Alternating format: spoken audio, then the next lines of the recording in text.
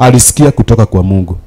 Na kwa sababu ya this voice aliyosikia kutoka kwa Mungu, na is not only the voice but because Mungu ndiye alikuwa anaongea na yeye, alikibia kumtolea Mungu dhabihu. Ukisikia sauti ya Mungu usikae hivyo tiuji savejali ukipiga meno yako mswaki. Haleluya. Yaani ni ukisikia sauti ya Mungu hivi unastahili utoe sadaka. Aliahidiwa. Sikia. Mungu alimwambia huyu mji unaona hivi sijiji utebe nimekupe, na hii itakuwa ni ya watoto wako. Your descendant watakuwa wanakaa hapa. Si unasikia vile naambiwa? Wakati alipoambiwa hivyo alifanya nini? Aliinua the altar ili ile maneno iwe ya ukweli. Aliinulia Mungu altar kwa sababu ya kusikia tu ati gainia kudathima, Mungu atanibariki. Alitoa kodoo kubwa. Alitoa vitu zile aliwezeshwa. Unaona, kwa sababu kutoa altar, mahali tumesema in the book of Genesis 22 verse 9 up to 14 inatuonyesha kutengeneza altar ni nini. Unasikia? Ni kutoa sadaka fulani maalum. Kuna zile sadaka walikuwa natoa ili wanaonekana wameinua nini? Altar. Wameinua madhabahu. Wacheni mwambie, kile kitu kinatoa mtu altar is the altar. Kinatoa mtu utumwa. Ukitaka kutoa kwa utumwa, enda kwa madhabahu. Madhabahu ndio inatoa mtu kwa utumwa. If you don't know how to give the altar, to go in altar, hawezi kutoka kwa utumwa. Watu wengi wako na utumwa na mashida mingi na problem mingi because they don't know the maana ya madhabahu. Madhabahu si ndio inaitwa altar. Ukijua maana ya madhabahu, mtu mmoja aseme amen. Binadamu mwenye ako na mwili aseme amen. Si unaona? Haleluya. Kuna binadamu wengine hawezi kusema amen. Uliza mwenzako, shida inakuwaga nini? Unaona? Ukisikia sauti ya Mungu, Abraham wakati aliposikia vile Mungu amemwambia, kwanza hata hakuwa ameona hiyo kitu, lakini alifurahia, alishikwa na roho ya furaha. Si unaona? Wakati aliposhikwa na roho ya furaha, that happiness, akaenda mbele za Bwana akamtolea dhabihu, kwa sababu Mungu amemwahidi ule mji haukuwa wake. Kumbuka ukisoma about the history of the Abraham, when you read from hiyo verse 12, the core of Abraham, aliitwa kwao, kulikuwa kunaitwa Hal, ama Ul, kule alikuwa amezaliwa.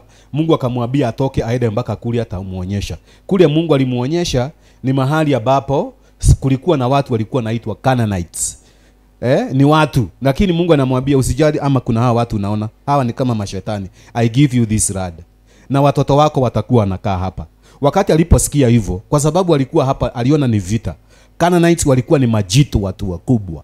Akaona wacha nitoe dhabihu. Na ndio akatoa dhabihu. Dhabihu, kutoa dhabihu, kama vile tunaona example vile alitoa Isaac in Genesis 22 9 and 14, inatuonyesha ya kwamba jinsi vile mtu anastahili kutoa dhabihu. Ijapokuwa hakutoa Isaac dhabihu, unasikia Mungu alimuita akamwambia Abraham, usimfanye huyo mtoto kitu. Hebu ona ile kodoo mzuri ya dhabihu uichukue. Kwa hivyo mahali alikuwa ametengeneza, alichukua ile kodoo ama ile dume ya kodoo, akachija vizuri, akaitoa dhabihu badala ya Isaac. Ni kumaanisha huko kwingine alikuwa anatoa dhabihu za ng'ombe, dhabihu za vitu fulani anawekelea kwa madhabahu, kwa sababu alikuwa anajua dhabihu inaongea in altar. Na sikiza, huwezi kutoa dhabihu mahali popote, ni lazima mahali pale kuwe ni altar, ni madhabahu. Kwa sababu alikuwa kwanza anatengeneza altar, then anatoa madhabahu hapo juu ya hiyo altar. You must prepare your offering where you are going to give. Ni lazima kuwe na a good altar imewekwa mahali pale, na si altar zozote. Ndio naona huyu Abraham, ukisoma hiyo 22 verse 9 to 14, aliprepare kwenda jane. Hebu tusome anasema nini? 14 and verse 9 anasema, when they came to a place in which God had told him about. Si mahali popote, alienda mahali tu Mungu alimwambia.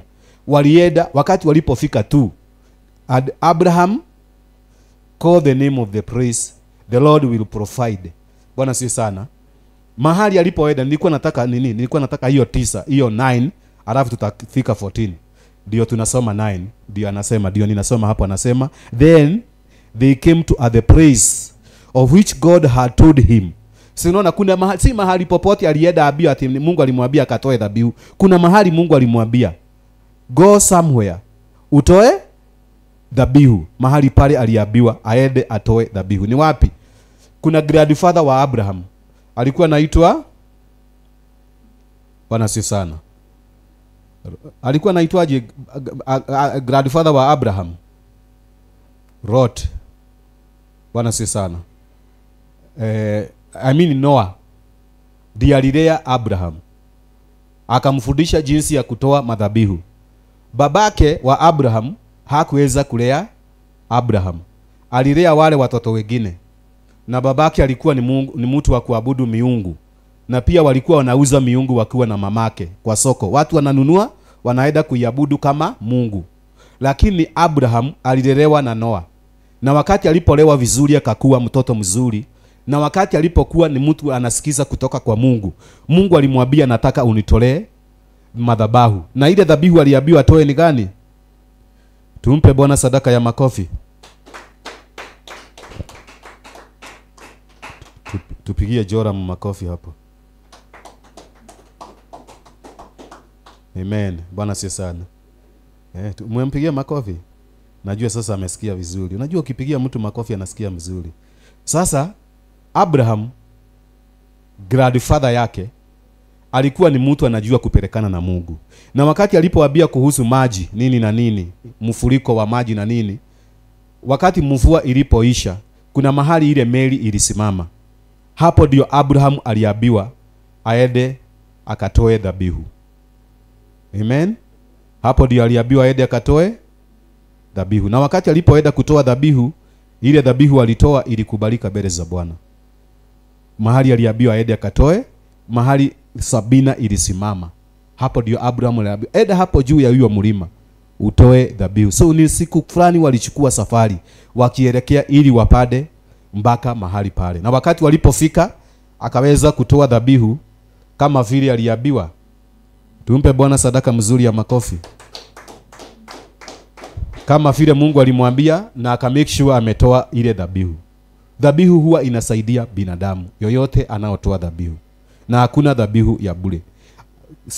You must prepare yourself if you want to give the altar, or to go to the altar and you give whatever you want. Hawezi kwenda kwa madhabahu hivyo tu ati sababu ati kunatolewa. Unajua watu wamezoea kutoa sadaka kanisani. Unakuta wamezoea kutoa offering. Tukiambia ni time ya kutoa, anafuga macho, anahesabu tu noti, anasema kahamsini. Kwa sababu Wakikuyu wanajuaga vile kahamsini vile kanakaga. Kakiwa kwa mfuko kuna manoti ya giri hapo, ya dhau ya 500 na ya 200. Anagusa hivi anasema, toa ndugu, toa dada, ulipo na hiyo ni kahamsini nimeguza. Na hawakosei, unakuta ni kahamsini ametoa. Alafu akitoa na kavinya, ni kama ugali huyu wa hawa wa Jaruo na Waruya. Anavinya karibu aweke omena hapo katikati hivi. Haleluya. Alafu anaenda anatoa. Hiyo kitu imefinywa hivyo Mungu achukuagi. Na abiaga mtu ataikuwa ni 50 huko. Uko naye, make sure umeitoa vizuri. Tumepigia Joram makofi kweli?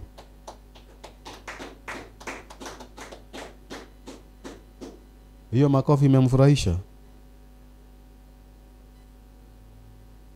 Bwana asifiwe.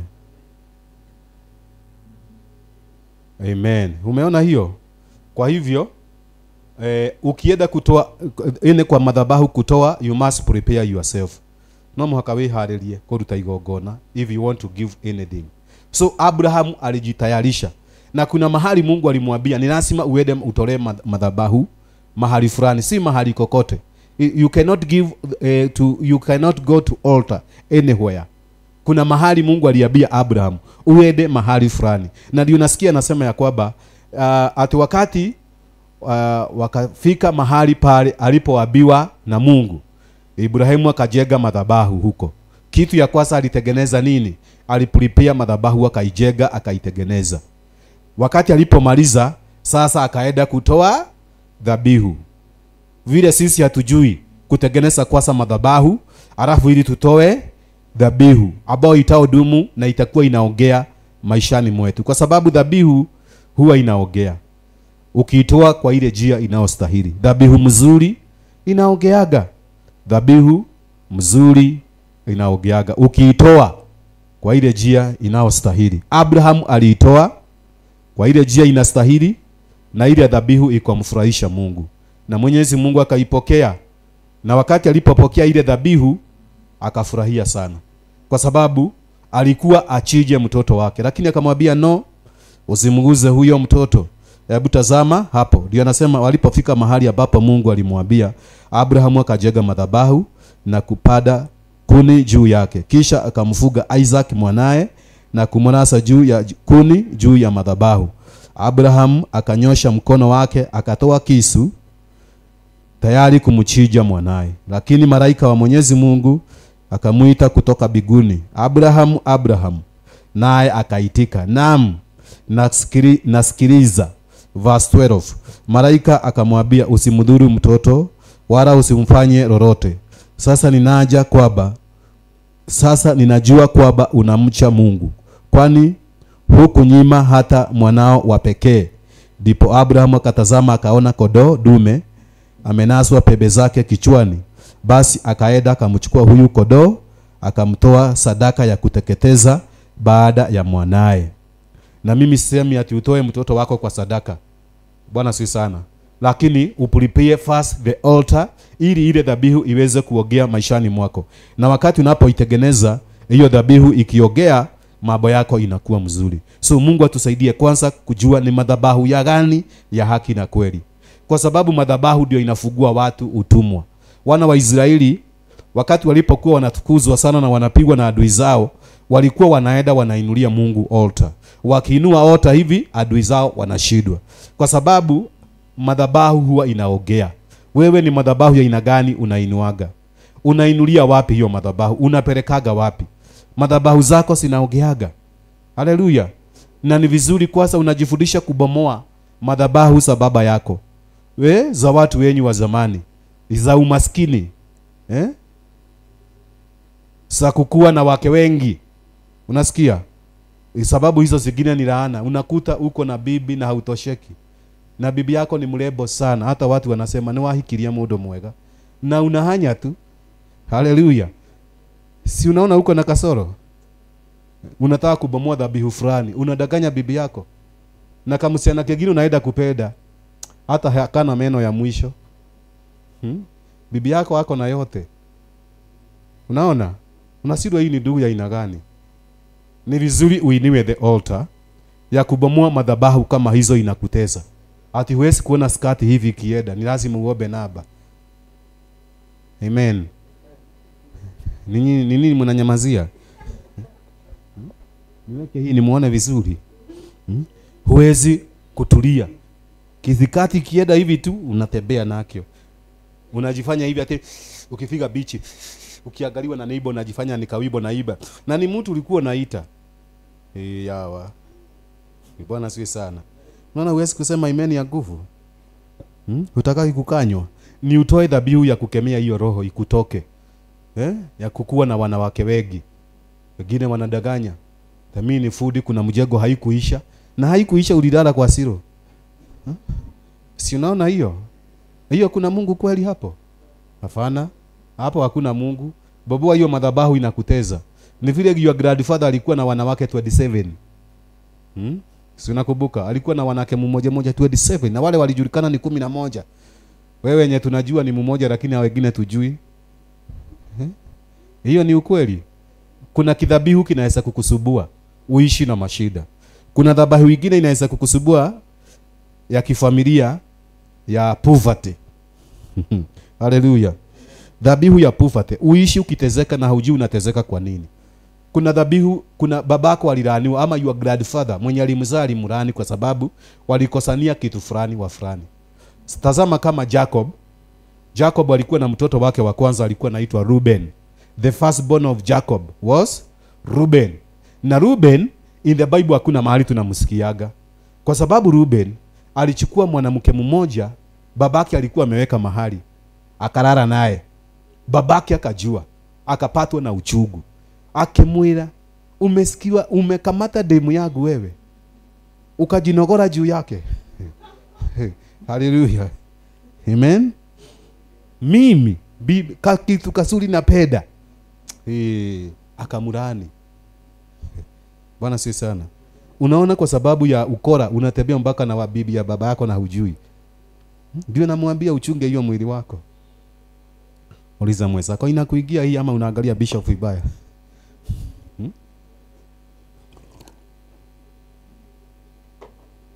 Haleluya.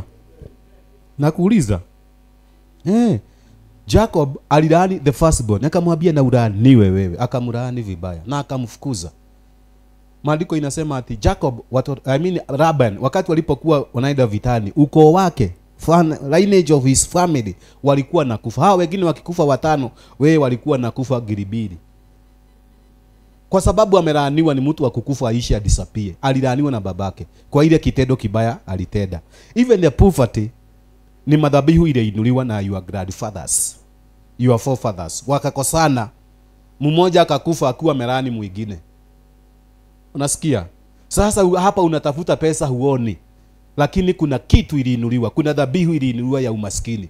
Babako aliitishwa tubako, akapewa pesa. Badala alete tubako akaenda kina Wajohe akalala huko, hakupeleka tubako. Your grandfather akaanza kukohoa, ni hiyo kiu yote niko naye, ulienda na tubako yangu, hutawahi barikiwa katika hii dunia. Alafu mwishowe your grandfather akakaa kidogo akakufa. Huyo akaletea watoto wake in lineage poverty, kwa sababu yeye aliinua madhabahu ya umaskini. Haleluya. Wengine wameitizwa kama your grandfather aliitizwa ng'ombe na babake, akakataa kupeleka. Baba akamwambia nikienda kaburini ikute huko, uilete kaburini. Mama yako ama nyanyako hakupeleka, na hakukuambia hiyo kitu, akaficha. So nyumbani mwenyu mkamwagiliwa roho ya umaskini. Umaskini umejaa huko. Hakuna mtu amewahi kukekita chini akakupea hii kirira. Inaitwa kirira, inaitwaje? Hii advice ama history, the history of your life, the history of your forefather. Na mtu ambaye hafuati history za watu wake ni mtu amelaaniwa, na ni mundu utari muge. Soma the Matthew chapter 1. Amen. Matthew chapter 1 from verse 1 up to mahali namalizia. Is it 24? Verse 24 mahali namalizia, or 25. Ukute maandiko inasema nini? Yesu mwenyewe, sikiza, kuna mtu anasikia hapa. Yesu mwenyewe anasema nini hapo? Anaongea kuhusu ukoo wenye alizaliwa kutoka kwake. Unaona? Anaongea kuhusu mpaka watu wabaya. Kuna hapa husikii wewe. Abia mwenzako wasikie. Guza mtu mwambie wewe sikia hii. Najua kwa sababu ya kukosa kusikia ndio uko na maskini mingi wewe. Sasa sikia, wacha kiherehere. Weka mabega yako masikio vizuri usikie. Unaona? Yesu ni mwana wa Mungu. In Matthew chapter 1 anaongea kuhusu wale walio watoto wao, watu wao, familia zao zote na historia zao. Anaongea kuhusu Tamara. Tamara tunajua alikuwa kitu kibaya. Watu wengine walikuwa wabaya. Mpaka anaongea kuhusu nyanyake alikuwa anaitwa Rahab. Mwenye amekuwa ameweka kazi ya ukahaba na alikuwa na license. Tumpe Bwana Yesu sadaka ya makofi. Na anasema Rahab alikuwa nyanyagu. Unasikia? In the book of Matthew chapter 1 from verse 1. See 25 from verse 1 unaenda mpaka unamalizia. Unasikia? Anaweka watu wao wote wapi?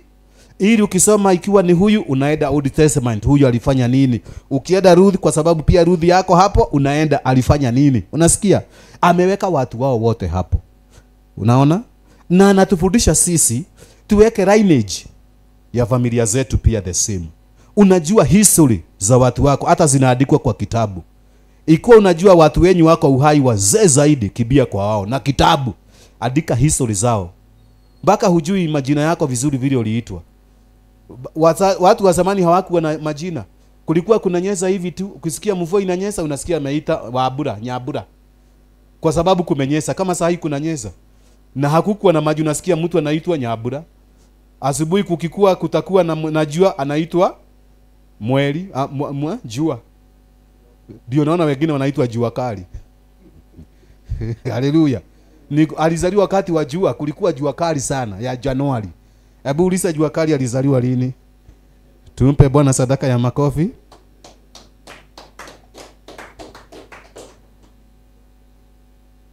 Mnasikia hiyo? Amen. Kwa hivyo unatafuta historia yako. Unatafuta historia vizuri ili ujue ni madhabahu gani iliinuliwa. Ukielewa utaweza kuibomoa, lakini kuwa hujui hauwezi kubomoa. Hauwezi. Nasikia unauliza babako, your grandfather alikuwa anafanya kazi gani ili anawiri? Naye babako alikuwa anafanya kazi gani ili anawiri? Labda walikuwa wakulima na walinawiri, walibarikiwa, wakazaa watoto 15 na wasomesha na wakakaa vizuri. Wewe uko na wawili na wanakushida, nasari inakusida. Kanadhari tu unashida, unasikia unaniambia ati hujalipa shule na ni nasari. Kwa sababu ulikuja kufanya kazi ile labda babako hakuifanya na hakuna mtu alilipa gharama kwa sababu ya hiyo job, kwa sababu ya hiyo biashara. Sasa unaangalia ni madhabahu gani, kwa nini hawakukuja kwa biashara? Wengine walikuja kwa biashara, hawakuenda kulima. Unauliza na unaketi chini. Haleluya. Kuliedaje ili wakati unapowekeza kwa jambo lolote Mungu anakubariki na mambo inaenda vizuri. Mumeshika hiyo habari ya internet? Bera inya kabisa. Si mumeshika hiyo? Haleluya. Tumpigie Bwana Yesu sadaka mzuri ya makofi. Leo hata internet yako hijack. Unajua tuna record na maneno itakuwa mzuri. Maneno itakuwa mzuri tu. Si mumeona hiyo? Kwa hivyo unaangalia nini? The knowledge ya ile kitu inakusubua ili ujue jinsi ya kuinua madhabahu fulani. Usiwe unateseka na unalialia hapa ukiuliza ni nani alikuroga. Sababu wengine wanasema ni nani aliyaroga wao. Lakini dhabihu fulani iliinuliwa ya mateso na kilio in your life. Na ili uzime hiyo mateso na kilio,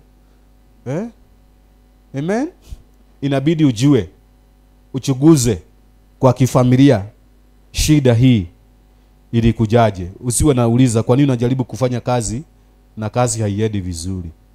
Mpaka unaekelea kasongo, ati ni kasongo anafanya kuende vile kunaenda. Uliza mwenzako, unaonaga kasongo kwako?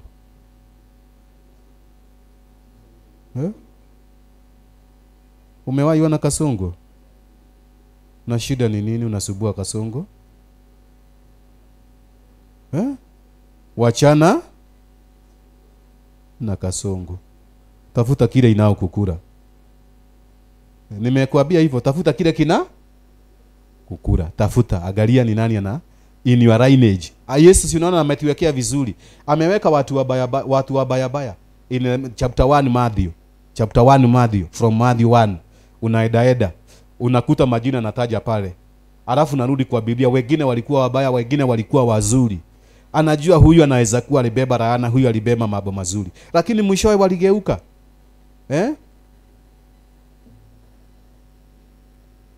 Verse 1. Mpaka ile maneno wakati alipokuwa nini ndio uliona maneno imekuwa mzuri.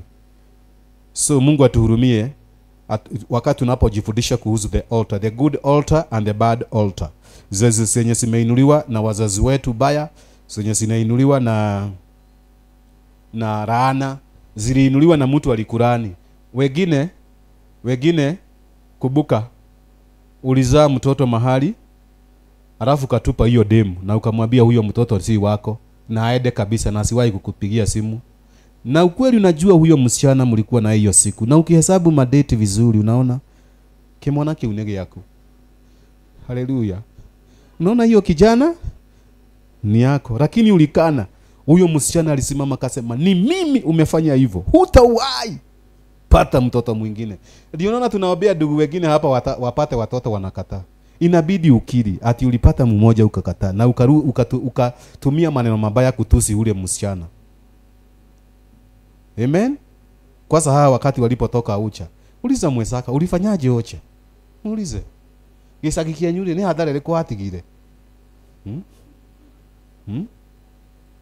Kuna mtu wako hapo unaweza muuliza ni hasara gani aliweka kwa nini kwa ucha, alafu akakuja Nairobi anajifanya malaika, anajifanya ati ni mudhigu, anasema ni virgin.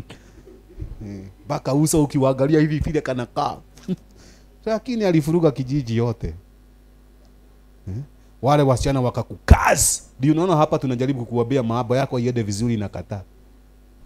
Haleluya. Na ni vile ulifanya hapo. Ulipada begu kupada. Haleluya. Alafu ukakana ukasema hakuna kitu kama hiyo. Wakati unajaribu kupata watoto unashindwa, ndio unaanza kukumbuka niliwekelea huyo labda huyo mtoto unaanza kumtafuta. Niliona mzee mwingine wakiwa secondary alichukua msichana akamweka mimba. Na wakati alipomweka mimba akakana na akamfukuza na akamkemea ili yeye amalize shule. Na walikuwa nasoma na ule msichana. Msichana akapigwa vita sana na mamake, lakini akamzaa mtoto. Sasa after miaka mingi ule mama akapata mtu wa kumuoa.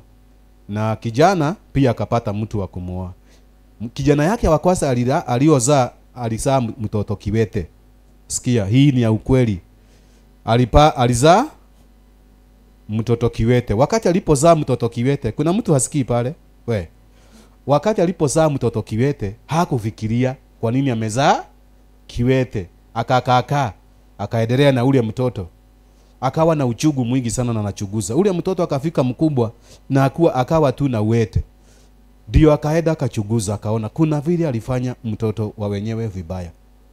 Na wakati alipofanya alikumbuka hivyo. Sasa ule msichana tayari alioleka na akazaa watoto wengine. Na mzee mwenye alimuoa akakubali ule mtoto katika maishani mwake. Kwa hivyo sasa akaendelea. Huyu naye kijana huyu bibi alioa akapata alimezaa mtoto kiwete. Wakiwa wamekaa miaka mingi, kijana ule akiwa alizaa akiwa college, akaanza kutafutana na yeye. Akamkuta kwa college sababu alijua. Akaenda akamwambia mimi ndiye babako. Hata mtoto hakuwa anajua. Mtoto akawa na wazimu mkubwa sana. Akarudi akakuta mama. Kamwambia kuna mtu alinikuta naitwa wa fulani anasema mimi ni babake. Mama akaanza kulia. Wakati mtoto alimletea shida akamwambia ndio kulienda hivi na hivi na hivi. Mtoto wakati alipojua hivyo hakupata amani tena. Mwishoe huyu mzee alienda akachukua ule kijana akamleta kwake na akamwambia atamgaia mali. Wakati amefanya hii mambo yote, baba mwenye amemlea wakati aliposikia hivyo alifuruga huyu mama na akamfukuza na watoto wake. Kamwambia tayari tu mko na huyo mtu eda. Sasa unaona dhambi ilifanywa miaka mingi sana imesababisha. Haleluya. Doa ya mtu fulani ifujike. Hata huyu bibi yake pia hakukaa, alitoroka, alimwacha. Alimwambia nimeona hujawahi waacha mambo ya zamani. Hiyo ni miaka gapi na umerudia huyo the former girlfriend? Si mnaona? Ile kakitu utaweza fanya leo katakusubua miaka inakuja. Miaka inakuja utasubuka. Usifikirie hivyo na utakaukiwa. Kwa sababu hata wakati huyo mtoto analia akisema shule nilipiwe, sina chakula, na wewe unatembea hapa Nairobi, mambo yako inafugika. Mlango wako unafugika. Sasa tuambiage ukweli vile ulifanya. Tuiraga kiondo kila wewe kile nyaga. Bwana sie sana. Tuambiage huko Nyandarua walifanya nini? Kenaliwe kili yate. You see?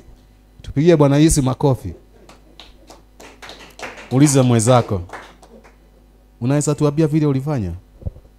Ile altar uliinua na ni madhabahu. Hiyo ni madhabahu ya kukibisha wewe. Utakuwa nakibia. Unakibishwa katika hii dunia. Uliza mwenzako na asikudanganye. Niambie ulifanyaje.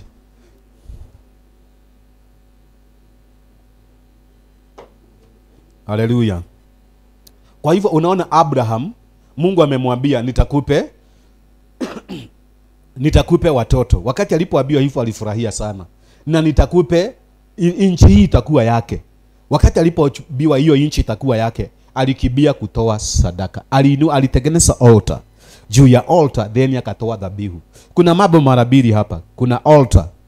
Na altar ndio inafanya watu wafunguliwe. Madhabahu. Unaigwa?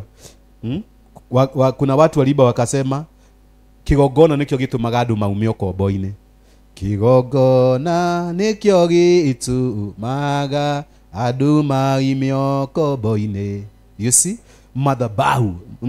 Altar ndio inafanya mtu atoke kwa utumwa. Utumwa ni una struggle, umekaa mahali pamoja miaka yako yote. Kanyumba kale unakaaga tangu kuja Nairobi uko na miaka 10, unakaaga tu nyumba ya giribiri. Hujawahi fikiria ku upgrade, unakaaga hapo na matesa na masida. Na mashiriki ukiuliza hii nitanunua ugali na sukuma.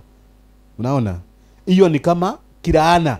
Maandiko inasema Mungu anatoa watu wake kutoka utumwa huu, anaupeleka pale pengine. Si miaka yote ati wetaidie. Baka wewe ndio unajitaidiria na kupaga msapa. Si unaona? Hapana. Na si kusema hiyo jina ni baya ama huko ni kubaya. You see? Mungu anakutoa katika utukufu, anakupeleka utukufu mwingine kwa sababu amekupenda. Lakini ikuwa kuna dhabihu inakuaffect, kwa sababu kuna dhabihu zinaweza kuwa zinaongea za kikwenyu, zinaongea zingine zako uliinua, zinakukibisha. You don't know ya kwamba kuna dhabihu inakukibisha, na dhabihu ikitolewa huwa inaongea. Abrahamu alitoa dhabihu mzuri, na hii dhabihu alitoa even today inaongea. Kuna watu wanacheza na watoto wa Israeli, wanarusha mabomu huko, wanajaribu, wamecharazwa akina Hamas na wengine anaitwaje, haleluya, akina Haji. Oh my God, you see, haleluya. Unasikia tu ni bomu inarushwa kwa sababu Mungu aliwapea ile inchi. Babao alitoa dhabihu mbele za Bwana. Ile kitu mtu anapaka kiurahisi kinapotea mikononi mwake kiurahisi. Unasikia? Lakini ile mtu anatoa na jaso analia. Wale wazee wetu walipigania uhuru, walikufa akiwa wamekamata mchaga hivi. Akikufa alikuwa na uchungu kwa sababu ya mchaga yao walipigania. Mnashika hivyo? Ndio nana ukigaiwa shamba na baba yako, wacha kuuza. Eda nunua yako uuze. Chana na hiyo ya babako. Wacha. Aruna kibisa babako ati akugaia shamba. Sio eda nunua yako. Uko na mikono bwana. Haleluya. Hapo leo siwezi kosa men's wote hawezi kusema amen kwa sababu wanafikiria vile watagaiwa mashamba na baba yao tu. Nasema nene wao mwakane gereo sio mgoda. Sasa nikisema haleluya huwezi kusema amen. Siseme amen kubwa bwana. Achana na mashamba ati unataka sasa uuze, ununue gari. Eda ununue shamba yako na jazo yako, ununue gari hata tiga ukitaka. Amen. Na baiskeli. Lakini hii ya baba yako wachana naye. Iko na laana. Walikufa hao wazee wakiwa wameilani hivi, wameshika hiyo shamba hivi. Alafu wewe unasema unafanya shamba ika 10 ama 20 ama 100 tofauti maguta. Hiyo inastahili kweli? Uliza mwenzako, hau hena anga kweli? Amen. Wale walitoa dhabihu. Kuna shamba zingine unakuta mzee anasema hii shamba isiwahi uzwa. Alafu mzee akapumzika. Kuna watu wanasema ati hiyo ni maneno ya watu waliokufa. Hii Biblia ni ya Abraham, si alikufa? Si tunaongea maneno ya watu waliokufa, lakini ni neno la Mungu. Waliwacha, waliogea, wakawacha. Babako waliogea ama your grandfather akawacha, wacha kucheza. Haleluya. Na maandiko inasema ati Mungu huwa anatii baba zetu. Ndio anasema watakuwa wanaitwa Mungu wa pili katika hii dunia. Amepewa kiti ya Mungu, anakalia kiti ya Mungu hivi. Kwa hivyo ilikuwa alikuambia wacha kuuza saba, hiyo ni dhabihu aliinua. Na ukiuza hiyo dhabihu itakuwa inakukibisa mpaka kaburini. Itakuachia kaburini. Haya nakuuliza wakati anaihenya. Ndio ugete mutikaneria mugoda. Kehuroke hau kangethe. Unaona sasa huku kuzimu huku mlikuwa na yeye huko mnasubuana. Umeenda haraka bila mpango. Amen. Kuna mtu anashika kitu leo. Usicheche na madhabahu iliyoinuliwa. Madhabahu hiyo maneno iliyo neno, acha kucheza naye. Acha kucheza na hiyo madhabahu. So Abraham aliinua madhabahu kwa sababu ya nchi ya Israeli. Kuna watu sijui walikuwa naitwaje, sijui walikuwa ile nchi ilikuwa imepeleka ya mzee mwenye anaweka defu na kireba kabraki anaitwa walikuwa wamepigwa juzi na ile ndege ikabomu ile mahali walikuwa wameweka sijui nini huko ni hiyo ya Bere ilikuwa si hii ya Katao, ile ya Bereni ilichapwa. Walikuwa wamesema wata make sure katika hii dunia hakuna nchi inaitwa Israeli. Ni Iran. Si ndio walikuwa wamesema hivyo? Katika hii dunia hakutakuwa kuna nchi inaitwa Iran. Sasa huyo mzee hata haongei kwa sababu anatafutwa, anaona anaweza rushiwa kwa kitu hivi tu. Haleluya. Maneno yake iwe sawa. Hawaongei sana, wanaongea wakiwa chini ya maji. Kwa sababu Mungu alichukua dhabihu ilitolewa na nani? Na Abraham juu ya watoto wake. Na Mungu akamwambia nitakupe hii nchi. Na ni ngumu sana wale washide hao watu kwa sababu hiyo ni maneno ya Mungu. Mungu aliongea. Na ili siwe ya bure. akakibia Abraham akatoa dhabihu. Bwana si sana. Na hiyo dhabihu saa hii inafanya. Dhabihu huwa inaogeaga yenye ilitolewa. Hao wana wa Israeli wakikubuka wanasimama wanasema, Mungu Baba, niliona huyo prime minister wa huko akikuti the Bible yote. Anaikuti Old Testament. Anaambia the promise ya Mungu kwao. Kuna mahali wanafika hapa wanasoma hiyo verse 7. Hiyo verse 7, hiyo nini? 12 verse 7. Wanafika mahali wanakuti hii Biblia mbele za Mungu. Wanasema nini? Wanasema hiyo verse 7. Wanasema, Mungu Baba, kumbuka uliahidi Abraham. The Abraham ukasema utampe hii generation na hii nchi itakuwa ya wana wa Israeli. Na tunakuinulia hii maandiko. Wanainua hii maandiko mbele za Bwana. Wanamwambia Mungu, tunakuinulia hii maandiko. Ulitupe nchi hii Baba. Ulitupe, tunakuinulia hii maandiko. Mungu anakumbuka the covenant between Abraham and God.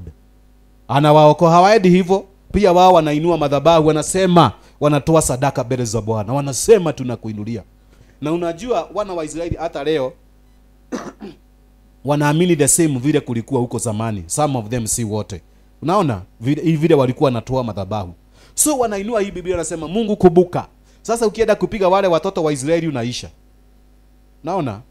Na Mungu akasema mahali, na wale watakuwa upande wa wana wa Israeli, Mungu atakuwa upande wao. Kwa sababu anasema, I will bless all the nations because of Abraham. Because of Abraham. Sasa Mungu anakumbuka hiyo vile aliyosema.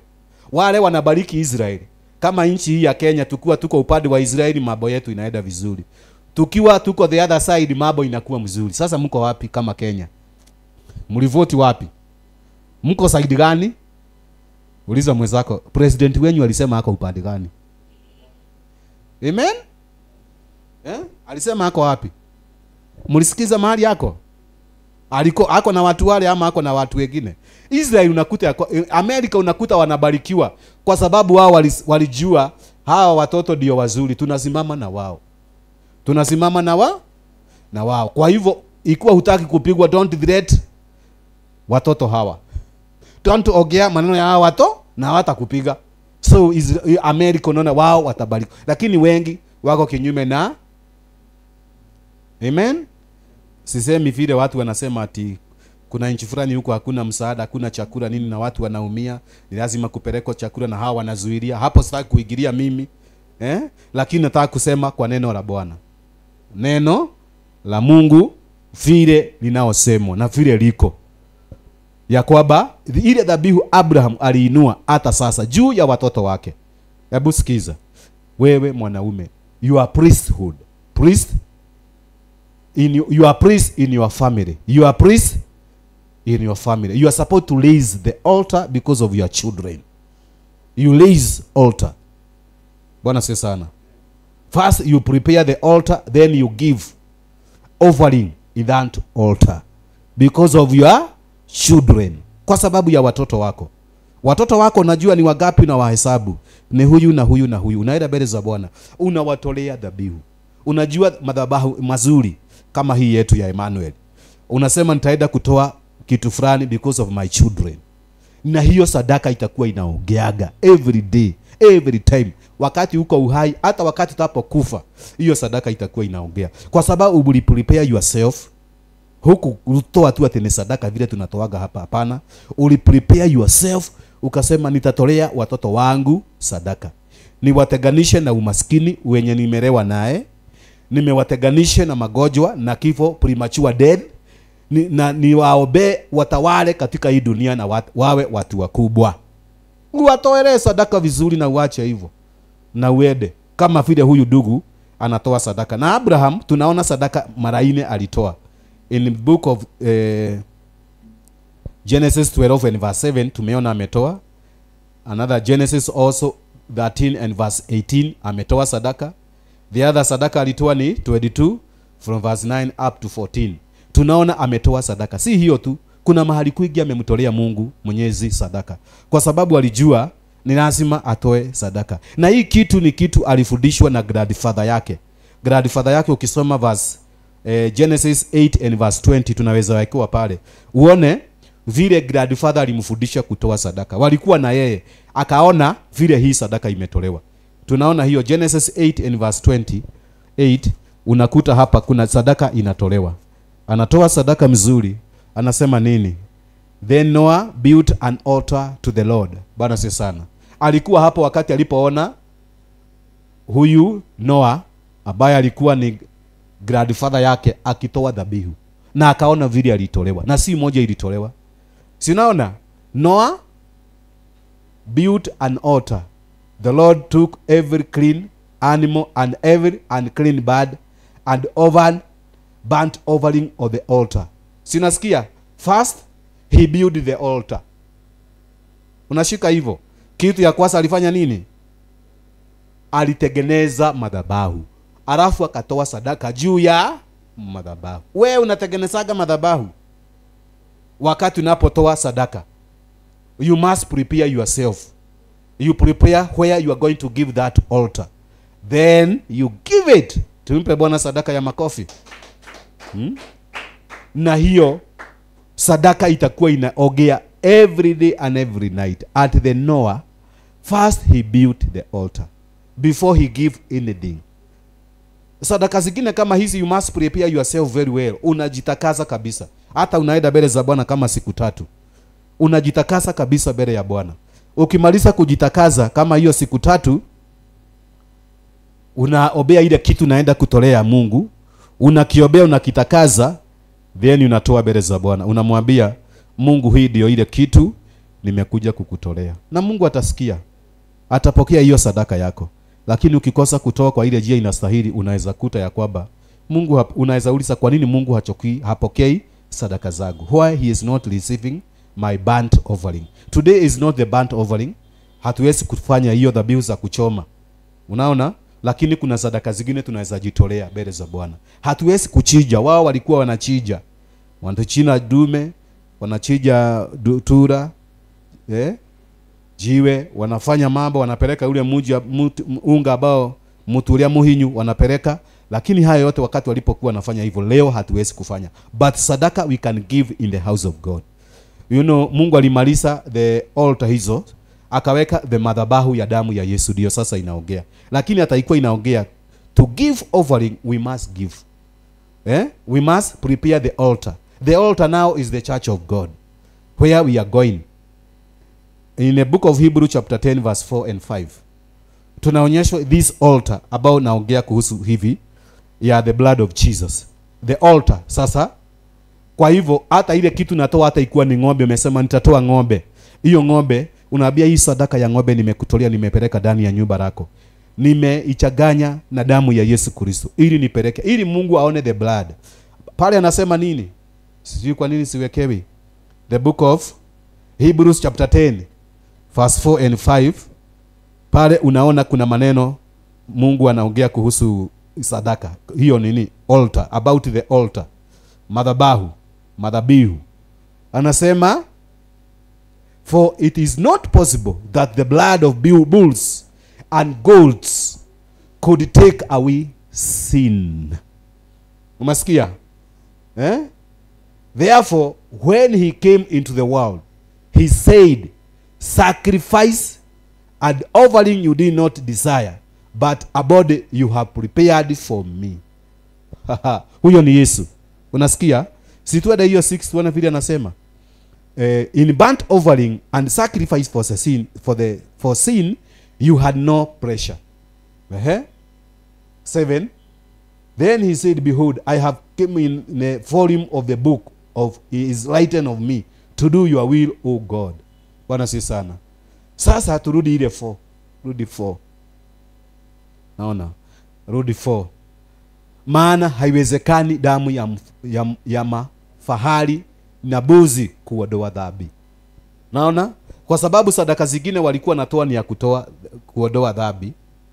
Sasa ile kitu tulitolewa dhabihu moja ya the blood of Jesus. Wakati aliposulubishwa juu ya msalaba, wakati ule ndio alichinjwa. Mwilini mwake kukatoka damu, ikatiririka, ile damu ikawa ndiye msaada wa kanisa. Ndiye msaada wetu sasa. Kwa hivyo sadaka zote tunatoa tunastahili tunasichaganya na damu ya Yesu. Kama sadaka yenye natoa, nasema na kushukuru kwa sababu ya sadaka imetolewa na hawa wapendwa. Nimeitakaza kwa damu ya mwanao kondoo. Unasikia? Kwa sababu kondoo yetu sasa ni Yesu aliyochinjwa. Na hiyo damu hata leo inateremuka, inatiririka. Even today tunahitaji inatiririka, inaondoa makosa, inaondoa dhambi, because unaweza toa sadaka iko na mashida, iko na maproblem, ndio inaombewa. Sadaka hiyo ikiobewa inaletwa in the altar, inatumiwa na watumishi wa Mungu wenye wako the altar. Amen. Ikikuja si ati ukuje uikompe ukafanya kibarua naye ama biashara. Unajua kuna watu wanatega, wanasema ya kwamba leo naona kana kwamba bishop ametolewa sana, nitamkopa. We, abia mwenzako afikirie sana. Amen. Anasema naona zimetolewa sana. Kuna mahali nilienda nikapewa mahali mingi sana. Kanisa letu la Nyeri nikapewa. Watu wengi tulikuwa nao wakasema, mpaka wakaanza kusema bishop amepewa, ataguzwa tupe kitu. Nani aguzwe? Nani? Tafuta mwingine. Haleluya. Si hiyo ni mahali imetolewa madhabahu. Ya? Na kuna mahali nastahili kuna wale wanastahili kuitumia kwa sababu ni sadaka. It is an offering. Kuna wale wameamuliwa wanastahili kutumia ile sadaka. Si watu wote. It's not for everybody.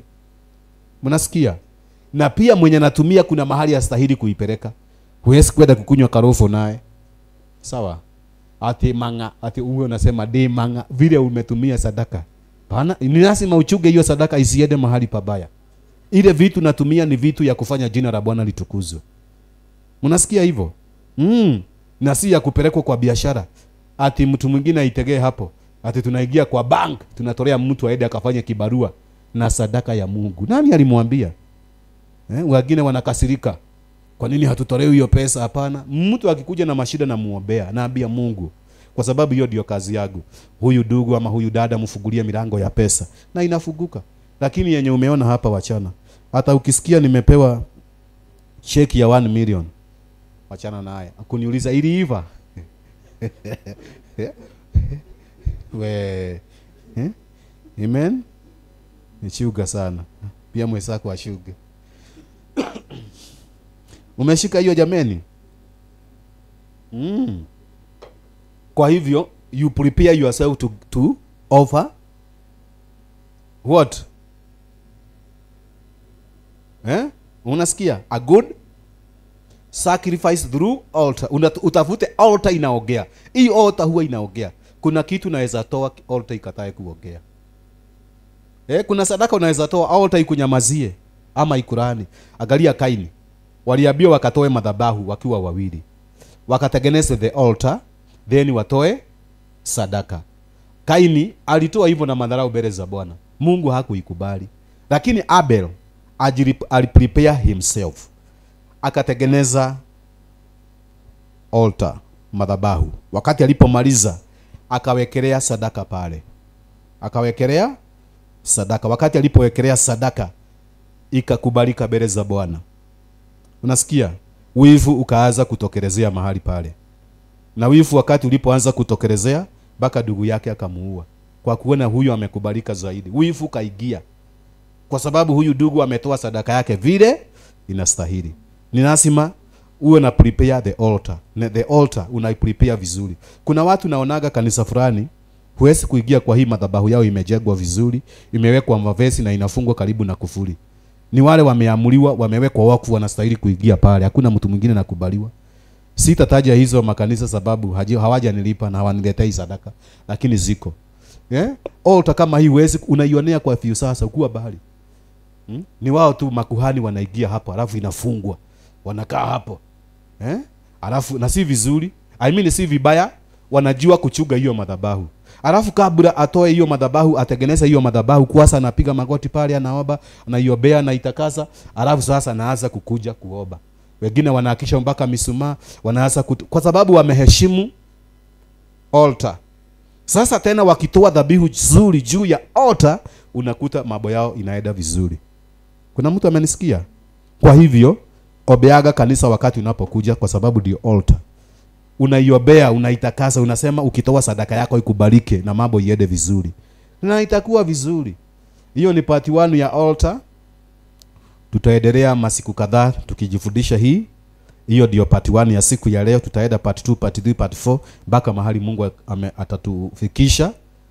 Tutaona, alafu tutastudy hiyo masiku inakuja bad altar yenye inatolewagwa na watu, alafu inaishi kikusukuma, ikikukibisha, hata ukitafuta unakosa kuona. Inakukibisha, madhabahu inainuliwa na watu, inainuliwa na mapepo na mashetani na ufalme wa giza. Hiyo tutakuja kuongea kuhusu. Lakini leo nikubalie nifikishe hapo, nikuambie ubarikiwe sana kwa sababu ya kunipe time yako. Mungu akubariki na akutende mema. Nimefurahia na nimeshukuru. Na hivi sasa kwa vile nimeshukuru, Bwana akubariki sana. Nataka nikuombee ili Mungu akusaidie kutoaga dhabihu vizuri na kutengeneza altar. Sema nyuma yangu: Bwana Yesu, asante kwa sababu unanipenda na unanijua. Pokea sifa na shukrani. Nisaidie kutengeneza madhabahu yenye nitakuwa natoa sadaka. Katika jina la Yesu nimeomba na nimeamini. Nakushukuru kwa mtazamaji wangu, mbariki, mtende mema in Jesus name. Wewe uko pale hujaokoka, dhabihu mzuri utaweza toa ukiwa umeokoka, itakubalika mbele za Bwana haraka. Na leo Mungu amekupa hiyo time ya kuokoka. Sema nyuma yangu: Bwana Yesu, nakuja mbele zako na mimi ni mwenye dhambi. Nisamehe dhambi na makosa yangu na uandike jina langu kwa kitabu cha uzima wa milele. Asante kwa wokovu wako. Katika jina la Yesu nimeokoka na nimeamini. Amen and amen. Bwana nakushukuru kwa sababu yu mwema, kwa huyu mtoto wako ameokoka. Andika jina lake kwa kitabu cha uzima wa milele, ukirudi apate huyo uzima. In Jesus name we pray. Ya mwisho ni utoe sadaka yako na utabarikiwa. Ni hii sadaka tunatoaga, lakini na hiyo madhabahu nitakuja kukufundisha maana ya sadaka hii tunatoa na maana ya sadaka hiyo ingine. Nimeongea kuhusu sababu ni different. Unaweza toa kwa hiyo namba umewekewa hapo ya 0715 662243. Make sure umeweka sadaka yako pale.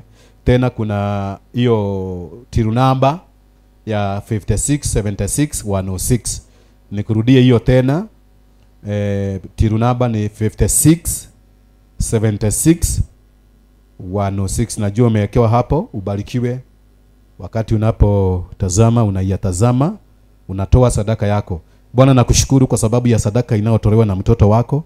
Nimeitakaza na damu ya mwanao Yesu Kristo. Bariki, mtende mema, mfungulie milango mingi. Katika jina la Yesu tumeomba na tumeamini.